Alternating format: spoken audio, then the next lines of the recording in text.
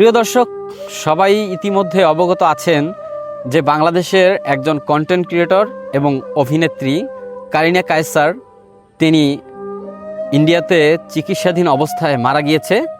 বেশ কয়েকদিন যাবৎ তিনি অসুস্থ ছিলেন এবং তিনি কেন মারা গিয়েছেন এই বিষয়েও আপনারা অনেকেই অবগত আছেন। এই বিষয়ে আমি আর না যাই, বিভিন্ন আলোচনা সমালোচনা আছে তার মৃত্যুকে ঘিরে, সে বিষয়ে আমি গেলাম না।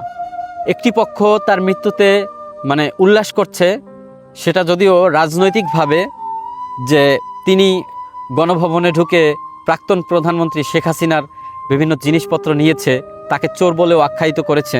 আমি বলবো, একটা মানুষ মারা যাওয়ার পরে আসলে মৃত্যুর পরে আর কোনো কিছু থাকতে পারে না। তার উপরে যদি কোনো রাগ, ক্ষোভ, অভিমান আপনাদের থাকে, সেটা বর্জন করুন, এটাই শ্রেয় হবে। যাই হোক, এই বিষয়ে আমি না গেলাম, কিন্তু তার বিষয়ে কথা বলার আমার কোনো মন মানসিকতা ছিল না।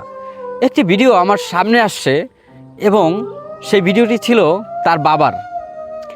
তার বাবা একটি লাইভ করেছেন, লাইভ করে বাড়িতে তার রুমগুলো দেখাচ্ছেন এবং তার মেয়েকে তিনি কতটা ভালোবাসতেন, এই সেই অনেক কিছু তিনি বলছেন। তবে এই বিষয়টা আমার কাছে খুবই অসঙ্গতিপূর্ণ লেগেছে।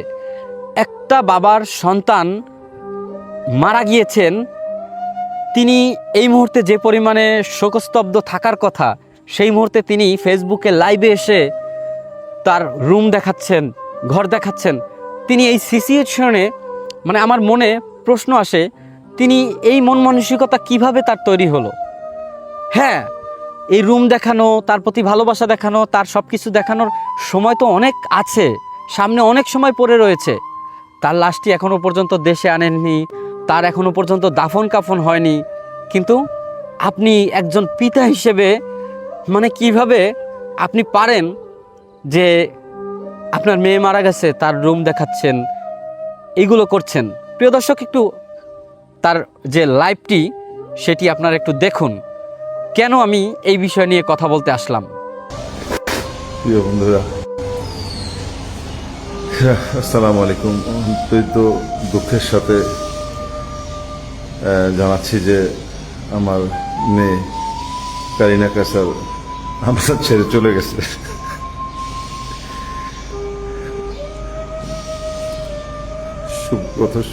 শুক্রবার ছিল, শুক্রবার দিন দিবাগত রাত্রে, সম্ভবত রাত্রে 11টার দিকেই বা 11:30টার দিকে সে আমাদের ছেড়ে চলে গেছে। কিন্তু হসপিটাল থেকে জানানো হয় একটু পরে, তারা শেষ চেষ্টা করছিল করা। তারপরে প্রায় 12:30 পৌনে 1টার দিকে জানাইলো যে তারা ফেলুর। কারিনা আজকে আমাদের মাঝে নাই।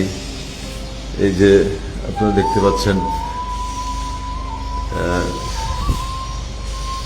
এখানে আমাদের বাসা ঢোকার সময় যে নামটা Lopa Kaiser live here with Karina, Mustafa and Sadat, হয়তো কারিনাকে আর আমরা পাবো না। কারিনার রুম, আমাদের ঘরে প্রবেশ করলে যে পুতুলগুলি সব কারিনার কালেকশন, এখানে ঢুকলে পরে ভাই বোনের ছবি, 3 ভাই বোন 2 ভাই, তারা ডোনেট করার জন্য গেছিল, কিন্তু আর সেই ভাগ্য হইল না। এখানে বেশ কিছু পুতুল এবং ইয়ে রাখা আছে, এটা সব কারিনার পছন্দের জিনিস। এটা একটা কারিনার পছন্দের জিনিস, যেটা কোরিয়া থেকে আমি এনেছিলাম সাত গেমসে। এখানে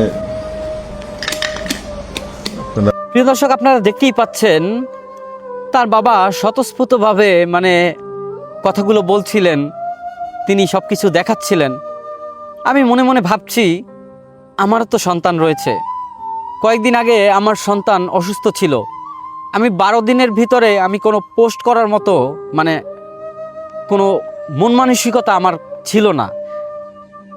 ফেসবুকে কোনো পোস্ট করব কিংবা আমার সন্তান অসুস্থ এই বিষয়ে একটা পোস্টের মাধ্যমে জানাবো, সেরকম মন মানসিকতাও আমার তৈরি হয়নি। একটা বাবার সন্তান যদি অসুস্থ থাকে তাহলে সেই জানে তার মনের ভিতরে কি চলে। আর ওনার সন্তান তো ইতিমধ্যে এই পৃথিবী ছেড়ে চলেই গিয়েছেন। তিনি কি পারতেন না আর কয়েকদিন পরে এই লাইভটি করতে? তিনি কি পারতেন না আর একটু সময় নিয়ে তারপরে এই কথাগুলো মানুষকে বলতে বা জানাতে? মানে আমি চিন্তা করি, তার কাছে আমার মনে হয় তার সন্তান মারা গেছে, তাতে তার তেমন কোনো মানে দুঃখই নেই, তার তেমন কোনো চিন্তা ভাবনাই নেই। হয়তোবা আপনারা অনেকেই বলতে পারেন যে সেইটা করছে, আপনার তাতে কি যায় আসে? আমার কিছু যায় আসে না, কিন্তু আমার কথা হচ্ছে মানে সোশ্যাল মিডিয়াই সব কিছু, এই ফেসবুকটাই কি সব কিছু? এখানে মানুষকে, জনগণকে দেখাতে হবে একটা মানুষ মারা গেছে, তার মানে শোকের একটা জায়গা আছে না? এর ভিতরেই কেন ফেসবুকে এসে লাইভ করে এগুলো দেখাতে হবে? জানি না আপনাদের কার কি মন মানসিকতা, এই বিষয়টা আপনাদের কাছে কেমন লেগেছে আমি বলতে পারবো না। তবে আমার কাছে ব্যক্তিগতভাবে খুবই খারাপ লাগছে, কারণ তার সন্তানটা মারা গিয়েছে, সে এই মুহূর্তে শোকস্তব্ধ থাকবে। অন্ততপক্ষে কয়েকটা দিন, অন্ততপক্ষে তার দাফন কাফন শেষ হওয়ার সময়টুকু তো তিনি দিবেন। তার আগেই তিনি ফেসবুকে লাইভে এসে তিনি তার বাসাবাড়ির নিচের অংশ দেখাচ্ছে, তারপরে তার মেয়ের রুম দেখাচ্ছে। এগুলা কি ভাই? জানি না আসলে। তিনি একজন প্রাক্তন ফুটবলার, সারা বাংলাদেশের মানুষ তাকে চিনে জানে, কিন্তু তার কাছ থেকে এগুলো আসলে ডিজার্ভ করি না। যাই হোক, তার মেয়ে মারা গিয়েছে, সে যাই করুক আর না করুক সেটা বিষয় না। সৃষ্টিকর্তা তাকে ভালো জায়গায় রাখুক, সে ওপারে ভালো থাকুক, এইটাই কামনা করছি। ধন্যবাদ সবাইকে।